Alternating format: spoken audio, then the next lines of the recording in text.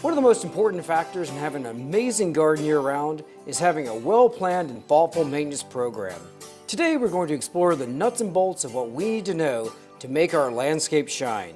You won't want to miss it, so stay tuned as we garden smart from Kentucky.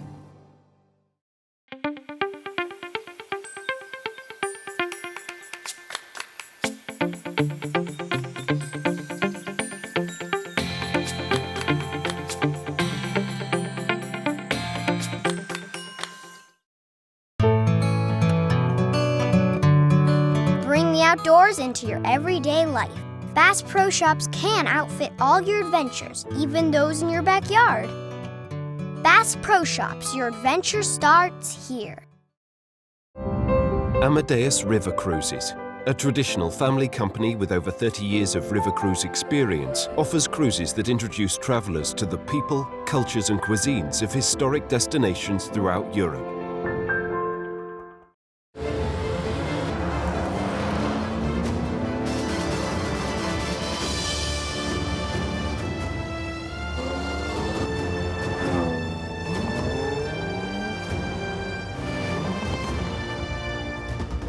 The Jaguar F-Pace.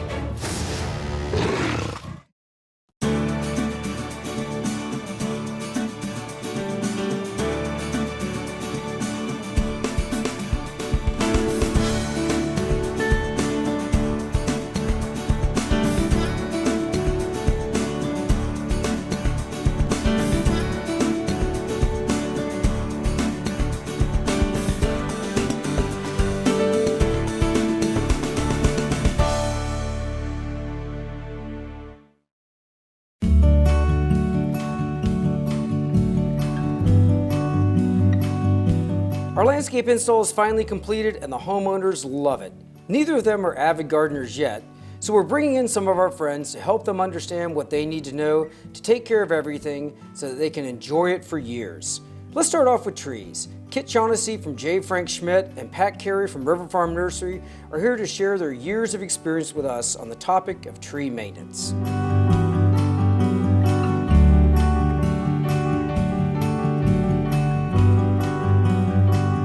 Large trees sometimes can be a little bit of a challenge for folks. I think part of that is the pruning component, knowing what to do. And we have here a wonderful example of one of these red maples that is due for some winter pruning. And Ken, I'd like you to talk us through what we should be thinking about. How should we approach pruning a dormant tree? Okay. Well, this is the variety called Red Point. And what you do is you go to the central leader. That's the first step. You top it. You top it right there, then prune off that side branch, and then you just prune it to an A up to the point where you topped it.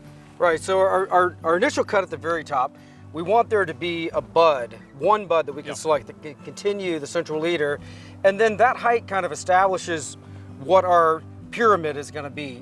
Another thing to consider too, with many trees, we ideally don't want crossing limbs or limbs that are growing into the interior of the tree. That allows more sunlight to hit more of the leaves on the branches that we know we're going to keep. These are the structural, stronger, foundational branches. And so it's also a good idea to thin some of those interior limbs out, especially if it's growing back into the interior.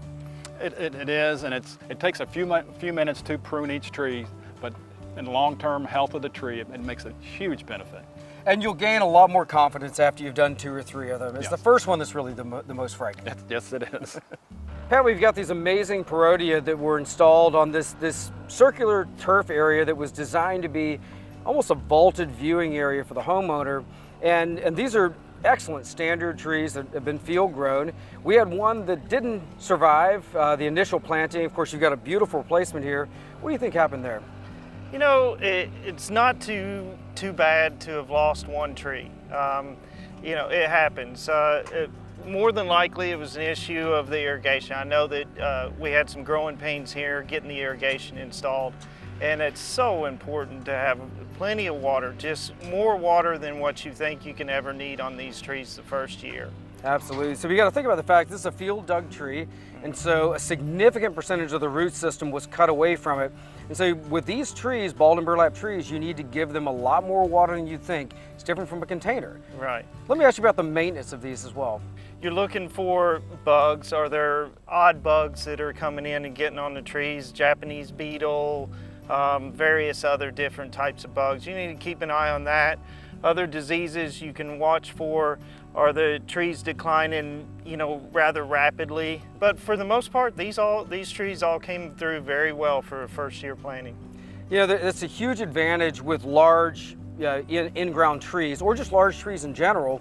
At the nursery, you've already set that nice standard central leader. You've worked the head, and so these trees, as far as the intent of the designer, are extremely well matched for the site. The homeowner may have to do some light pruning, but for the most part, these are pretty maintenance-free. By buying a tree that's already set up, it gives you a huge advantage, a huge jump start there. That's so important for an outdoor room like this. So these trees have been in the nursery for 4 years. Wow. And we've pruned and maintained them, and they're ready to go. There's very little that they're going to have to do here. If they had have gone with a smaller tree, a small container thing or something like that, then you're basically trying to grow these trees here on site. Let's bring something in that's established and we can walk away knowing that it's going to take care of itself. Shrubs are a very important part of this design. And while most of them are carefree, there are a few critical things we should know to make sure they stay healthy and strong. James Zadek from Monrovia Nursery is sure to talk us through shrub maintenance on our established plants as well as the ones we've just installed. There are so many things that we learn in the process of gardening that help us become better gardeners. And of course, you and I, we didn't learn to be gardeners from a book. We learned oftentimes from the things that didn't work out. And most everything here is doing great. We got a few things that are struggling a little bit. And I want us to talk about a couple of those items. Yeah, there's successes and there's failures in gardening or landscaping. But when you do have a failure, you definitely want to learn from it. That will make you a better gardener. Right. So an example that we can look at that we didn't have success is this wind dancer love grass. And there's a few reasons why. Originally it was planted on the slope and I thought, well, maybe it was too dry. But when I look at the soil texture, which is heavy clay and it's really wet, and they mulched it really thick, and then right up to the crown of the plant, I can look at a carcass and come and take that and plant and pull it apart, and it's so wet in the inside, it's almost, you can see the mold. Yeah, it's like a mildew in there. And it just had a crown rot, and so we lost this plant. So we can replace plants, but if you replace something more than twice, you're doing something wrong. You need to move to a different area. There's microclimates on the property. A plant might do well in this area and not well in another area. Right, and that's an important thing to keep in mind, that don't feel bad if, to use your shovel to fix the situation sometimes. Maybe this plant just needs to be relocated to an area that's better suited for it. And I do that in my garden all the time. I start with some plants that I really, really love. They start suffering, and you figure out that, well, maybe there's a better site for that, so we move it. Or in this site, if we wanted to continue with the same grass, is there anything that we could do to make the site more suitable for it? Absolutely. We could amend the soil much more to get better drainage. We could plant the plants up higher so the crowns are exposed and they'll drain off and the water won't sit on the crowns, and not mulch nearly as deep. Still want a nice layer of mulch for aesthetics, but not 2 to 3 inches, and certainly not up on the crown of the plant. Right, that's a very important thing to remember. For most plants, outside of plants that really like wet feet, if you plant it low, you're going to lose it. And the site could otherwise be proper for that plant, but make sure you don't dig the hole too deep. Dig the hole about 2/3 of the depth of the root ball, and then kind of mound up to it to where you don't bury the crown. If you bury the crown on most plants, they're going to pass. And another tip is, so many people who aren't that experienced with plants get nervous about packing the soil around the root ball when they plant it. If you go too loose, you will get settling of that plant. So even though you might have crowned it up, but you didn't really pack it in there very tight, and you had airspace in between the root ball and the existing, or the soil that you just added, the plant will sink in a couple months, and you can lose it that way as well. James, we talked about some of the other plants that are a little more established and some of the challenges and maybe some solutions there. We've just now put in some new plants. This is part of the latest phase of our landscape installation. What recommendations would you have for the homeowner as to how they ought to maintain these newly planted plants? Well, my biggest recommendation would be to set a schedule or develop a gardener's calendar and really map some hard dates out so you have a good plan for the future year coming ahead and years to come ahead. So we see a lot of hydrangeas here. It's great to fertilize hydrangeas on Easter, 4th of July, and Labor Day. So you have 3 benchmark days to get your fertilizer down. The boxwood, and there's a lot of boxwood installed here, needs to be sheared 2, possibly 3 times a year.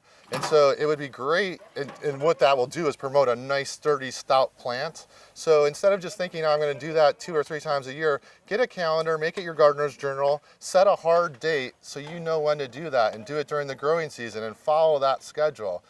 Gardening is some work to be done, and you need to kind of really have a map. If you just think you're going to do it when you do it, you're not going to have the best garden. Right, and it's easy to forget things. We got a lot of different things going on. Different plants that need to be pruned at different times of the year, and not all plants want to be fertilized at the same time of the year. So, and it's also a way of kind of spreading out the work over, a range of weekends, and instead of trying to get a million things done in one weekend, like you said, if you have a nice calendar, just write in the dates of when things need to get done, then you won't forget something, you'll have better success. Absolutely, a blueprint or a garden business plan where you really follow it diligently, and you'll have a wonderful garden. Annuals provide so many creative opportunities in the garden and are a fun way to create beautiful focal points. Here are a few useful tips that our homeowners can use to keep their annual plantings looking great. Annuals are an important part of this landscape design. They're used here to bring these dynamic pops of color. We've got a lot of evergreens, a lot of ground covers, so the annuals are really bringing those really nice dynamic color spots. One important thing to remember, annuals are fairly easy to work with. Some of these are super durable plants like this Super Tunia that I have right here. We're selecting our annuals at the garden center. Make sure you look at every single plant. So don't bring a plant that's already looks weak, diseased, or maybe it's not quite well enough grown. Don't bring that into the landscape. Select the ones that look really, really nice and healthy already. That'll bring you a long way down the road. Once we get the plants home, we're going to take them out of the pot and kind of rough the roots up a little bit so that you get really nice soil contact. Now, we don't want to plant any plant into a soil that's hard or that's not well amended. So we're going to till in some really nice soil amendments. You can work them in with a shovel, and also some nice manure, some things that are going to give you nutrition and also some airspace. We're going to dig the hole out, roughly, the size of our container. We're going to put it in there, gently move the soil around it. We want to make sure we have really good soil to root contact. That's going to ensure our success as the plants grow out. Then we're going to add a time slow release fertilizer around the plant. We're going to water it in really, really well. That's important too. We don't want pockets of air. When the roots hit a pocket of air, those roots are basically going to be pruned back or they're going to die. So we want to make sure we get good soil contact, get them watered in well so we don't have pockets of air, and then put a nice mulch around the annuals. And especially in the early days of establishing these plants, we want to make sure that they get plenty of water. So we're going to water them every single day. As they get more and more established, we can slow down a bit on our watering regimen.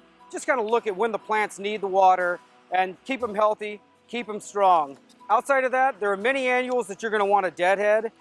So when the flowers die back, you're going to get a lot more bloom power if you go in there and pick off the dead ones. That'll stimulate more blooms, keep the plant healthier, then it doesn't invest as much energy in producing seeds. So those are a few tips that hopefully help you succeed with your annuals at home.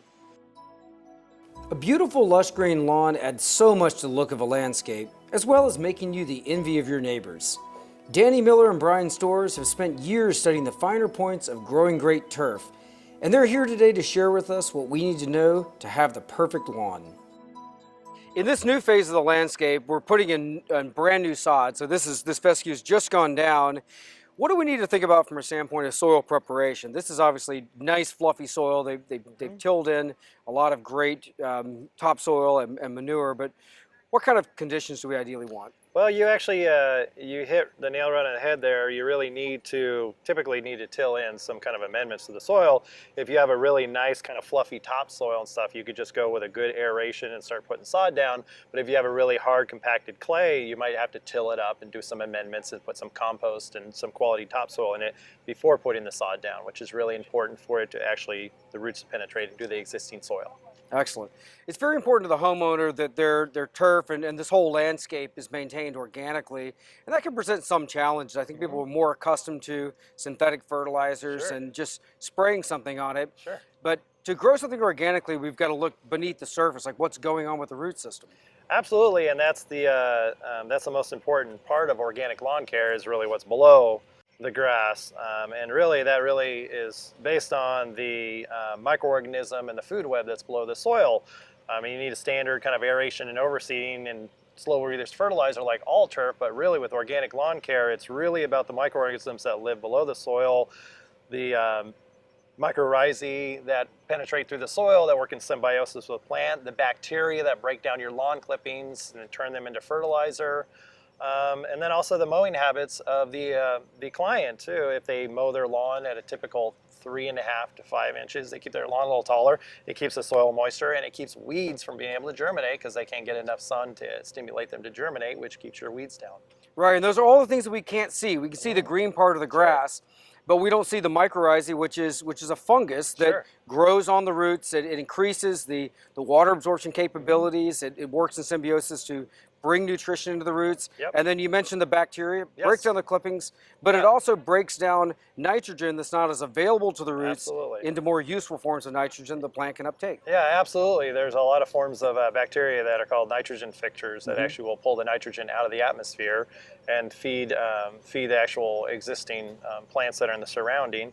And then also keep in mind that every time you use synthetic chemicals on the lawn, it kills off these microorganisms. And there's hundreds of thousands of microorganisms that live in the soil that all work in a very complex soil web and also in symbiosis with the plant. And without those microorganisms and stuff, then you have a lawn that's more susceptible to disease and other issues that make it unhealthy. Brian, our turf is establishing nicely here, but we got a few problem spots. How do we go about evaluating what's going on here? Sure. So here you have an example of an existing turf that was put in about a year ago. And you can see some areas in here, around here in the turf and stuff, where it's getting a little patchy and open areas. And a lot of this comes from conversations, as we're called in with the homeowner to figure out what's going on with this situation. One, do they have a dog? Because dogs using the bathroom on a turf like that can cause a high concentration of nitrogen, can cause these patchy bald spots, or it could be a product of not enough watering, which means that the grass would be going dormant and you start to see this patching, or it can be actually a fact of too much watering, which then can cause a fungal infection.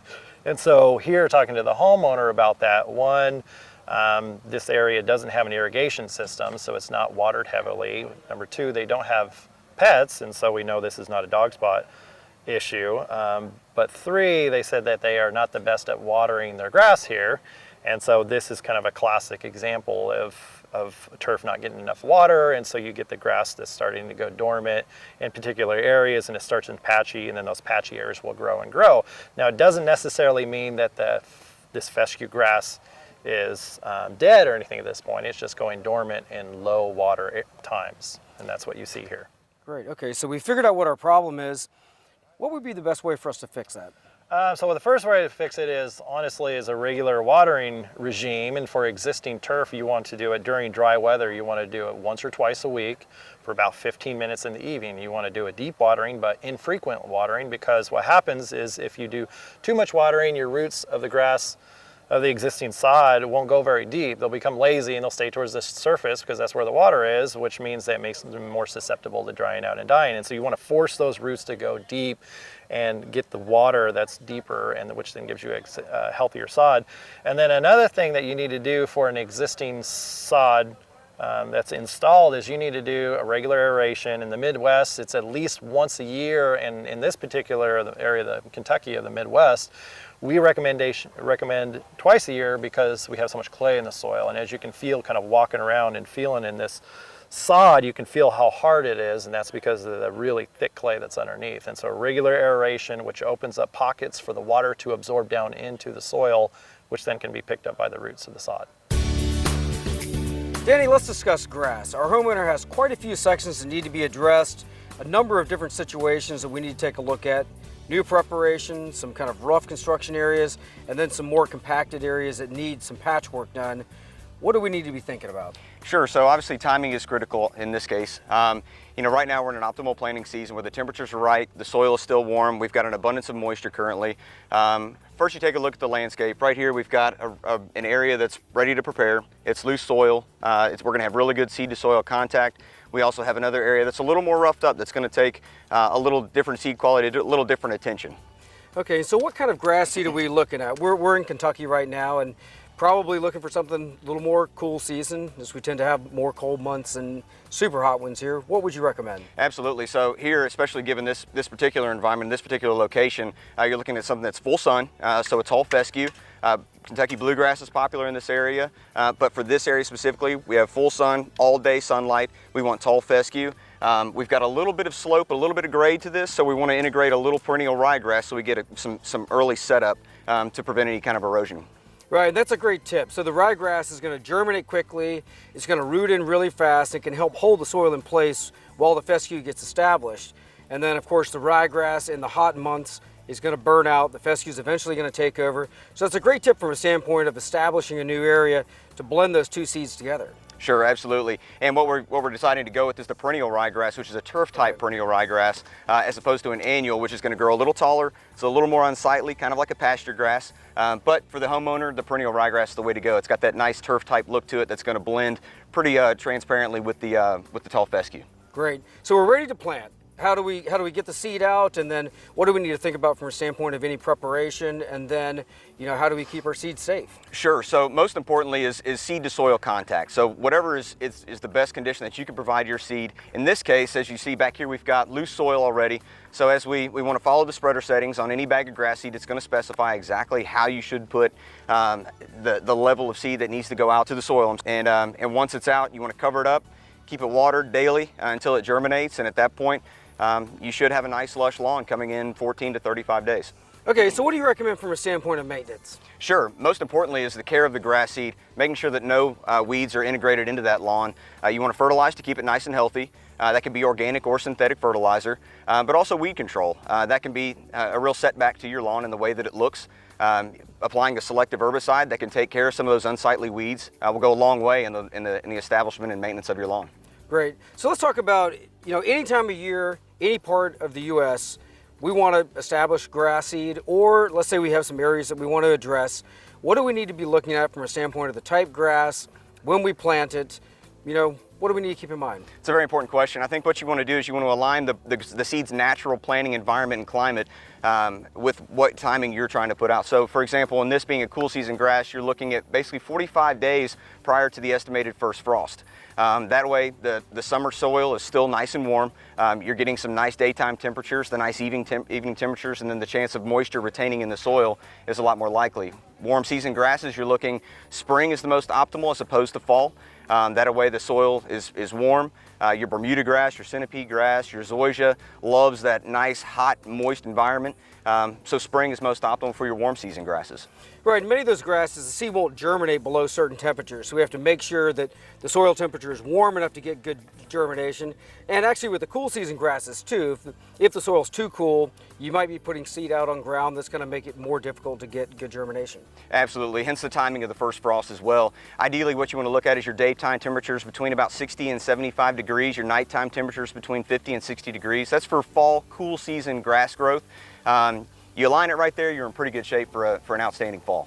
Great. Danny, thanks so much for sharing your knowledge with us. Thanks for having me, Eric.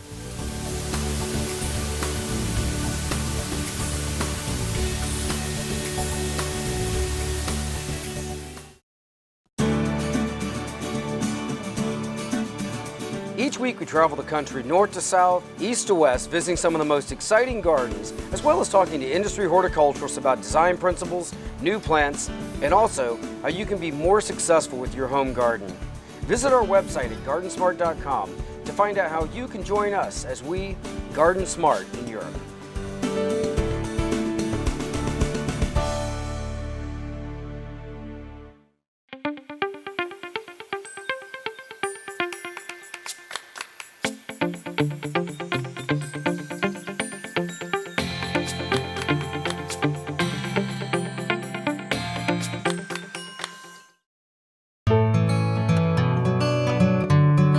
Bring the outdoors into your everyday life. Bass Pro Shops can outfit all your adventures, even those in your backyard. Bass Pro Shops, your adventure starts here. Amadeus River Cruises, a traditional family company with over 30 years of river cruise experience, offers cruises that introduce travelers to the people, cultures and cuisines of historic destinations throughout Europe.